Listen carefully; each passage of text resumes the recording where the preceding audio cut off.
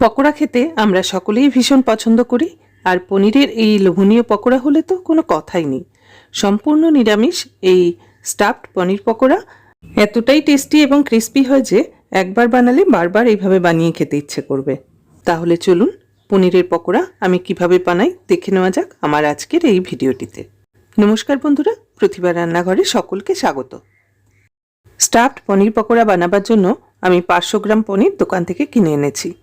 এখান থেকে যতটা পনির আমার দরকার ততটা পনির আমি নেব, বাকিটা অন্য কাজে ব্যবহার করব। একটা বাটিতে বেশ কিছুটা জল ফুটতে দিয়েছি। এবার এই জলের মধ্যে 3 চামচ লবণ দিয়ে দিচ্ছি। জলটা একটু বেশি লবণাক্ত করে নিতে হবে যাতে পনিরগুলোতে প্রয়োজন মতো নুন ঢুকে যায়। তারপর ওভেন বন্ধ করে পনিরের পিস দুটো দিয়ে 10 মিনিট ঢেকে রাখবো। এভাবে গরম জলে পনির 10 মিনিট ভিজিয়ে রাখলে পনির বেশ সফট হয়, আর নুন দেওয়ার কারণে পনিরের ভেতর সুন্দরভাবে নুনও ঢুকে যায়। পনির জলে ভিজতে ভিজতে এর স্টাফিংটা তৈরি করে নেব। একটা মিক্সিং জারে 1 মুঠো পুদিনা পাতা, 1 মুঠো দিয়ে দিচ্ছি ধনে পাতা, আর 2টো কাঁচা লঙ্কা 2 টুকরো করে ভেঙে দিয়ে দিচ্ছি। সাথে দিচ্ছি 1/2 চামচ লবণ, আর সামান্য একটু জল দিয়ে একটা মিহি পেস্ট তৈরি করে নেব। পেস্টটা একটু ঘন হবে কারণ এটা পনিরের ভেতর স্টাফিং হিসেবে যাবে, আবার চাটনি হিসেবেও এটা দিয়েই সার্ভ করব। দেখুন এরকম একটা থিক পেস্ট তৈরি হয়েছে। এবার এই পেস্টটা একটা ছোট বোলে ঢেলে নিচ্ছি।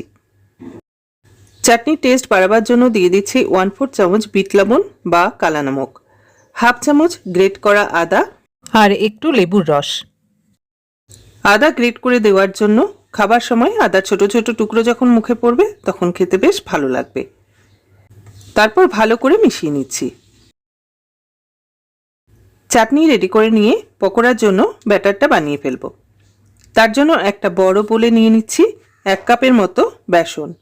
আমি এখানে মটর ডালের বেসন ইউজ করছি, আপনারা চাইলে ছোলার ডালের বেসনও ইউজ করতে পারেন, তবে মটর ডালের বেসনে খেতে বেশি টেস্টি হয়। বেসনের মধ্যে দিয়ে দিচ্ছি 1/2 চামচ লাল লঙ্কা গুঁড়ো, 1/2 চামচ হলুদ গুঁড়ো, একটু নেড়ে 1.5 চামচ লবণ দিয়ে দিলাম। তারপর অল্প অল্প করে জল দিয়ে একটা ঘন ব্যাটার তৈরি করে নেব। একসাথে বেশি জল দিয়ে দিলে ব্যাটারটা পাতলা হয়ে যেতে পারে, তাই অবশ্যই অল্প অল্প করে জল মিশিয়ে খুব ভালো করে চামচ বা হ্যান্ড হুইস্কারের মাধ্যমে ভালো করে ফেটিয়ে ব্যাটার রেডি করে নিতে হবে। ব্যাটারের কনসিস্টেন্সি ঠিক এরকম হবে। এবার একটা ঢাকা দিয়ে ব্যাটার সেট হবার জন্য এক সাইডে রেখে দিচ্ছি। এখন পনিরগুলোকে জল থেকে তুলে একটা পাত্রে নিয়ে নিচ্ছি। পনির একটু ঠান্ডা হলে, মানে হাতে ধরা যায় এরকম হলে এগুলোকে কেটে নেব। পনির ঠান্ডা হয়ে গেছে, হাত দিয়েও ধরা যাচ্ছে। এখন পকোড়ার জন্য পনির কেটে নেব। পনিরটাকে মোটামুটি 1/2 ইঞ্চির মতো করে কেটে নিচ্ছি, কারণ এই পনিরের পিসটাকে আবার মাঝ বরাবর স্লাইস করতে হবে। এখন এই পনিরের টুকরোটাকে মাঝ বরাবর আড়াআড়িভাবে কেটে নিচ্ছি। এবার এই আধখানা পনিরের টুকরোগুলোকে মাঝ বরাবর স্লাইস করে কেটে নিচ্ছি। তারপর একসাথে একটা সেট করে আলাদা আলাদা করে রেখে দিতে হবে, কারণ এর ভেতরেই স্টাফিং দেওয়া হবে। তাই স্লাইসগুলো যদি আলাদা সাইজের হয় তাহলে স্টাফিং বেরিয়ে যাবে। আর পকোড়ার সাইজ এবং শেপ নিজেদের পছন্দ মতো দিয়ে নেবেন। স্কোয়ার, রেক্ট্যাঙ্গেল, ট্রায়াঙ্গেল যেরকম পছন্দ সেরকম শেপের করে পনির কেটে নেবেন। আরেকটা পনির এরকম 3 কোনা করে কেটে নিয়েছি। একইভাবে বাকি পনিরের টুকরোগুলোও কেটে নেব। পনিরের টুকরোগুলো 2-3 ইঞ্চির বেশি বড় না করাই ভালো। বেশি বড় হলে পনিরগুলোকে মাঝখান থেকে স্লাইস করে কাটতে অসুবিধে হবে। এভাবে আমার যতটা প্রয়োজন ততটা আমি কেটে নিয়েছি। এরকম প্রত্যেকটা পনিরের সেম টুকরোগুলো স্লাইস করে কেটে নিয়েছি। বাকি যে পনিরের বড় টুকরোটা রয়েছে সেটা রেখে দেব, এটা দিয়ে অন্য কিছু বানাবো। এবার একটা স্লাইসের মধ্যে কিছুটা করে ধনেপাতা পুদিনা চাটনি দিয়ে একটু স্প্রেড করে পনিরের অন্য স্লাইসটা তার উপর এভাবে সেম ডিরেকশানে বসিয়ে দিলাম। একটা পনির গড়ে নিয়েছি, এখন বাকিগুলো একই রকমভাবে গড়ে নিচ্ছি। এই সামান্য একটু স্টাফিং দেওয়ার জন্য এই পনির পকোড়াগুলো টেস্ট দুর্দান্ত হয়। সবকটা পনির পকোড়া বানাবার জন্য স্টাফিং ভরে রেডি করে নিয়েছি। এদিকে ব্যাটারটাও সেট হয়ে গেছে। বেশ একটা স্মুথ কনসিস্টেন্সির হয়েছে।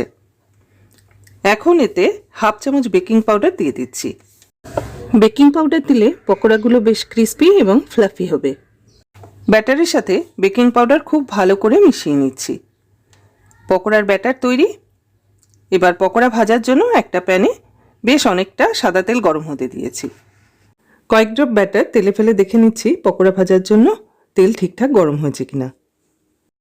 ব্যাটার তেলে দেওয়ার সাথে সাথে তেলের ওপর ভেসে উঠেছে, অথচ সঙ্গে সঙ্গে ব্যাটার কিন্তু লালচেও হয়ে যাচ্ছে না। পকোড়ার জন্য তেল একদম রেডি।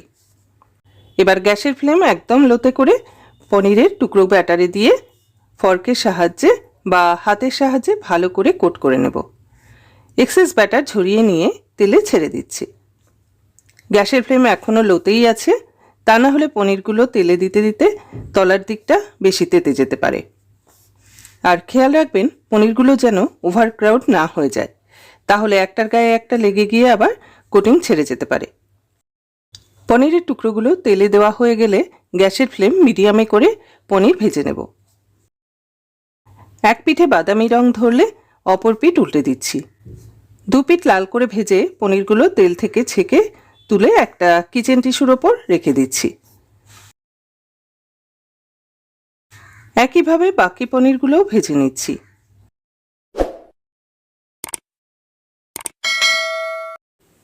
সবগুলো পনির পকোড়া ভেজে নিয়েছি।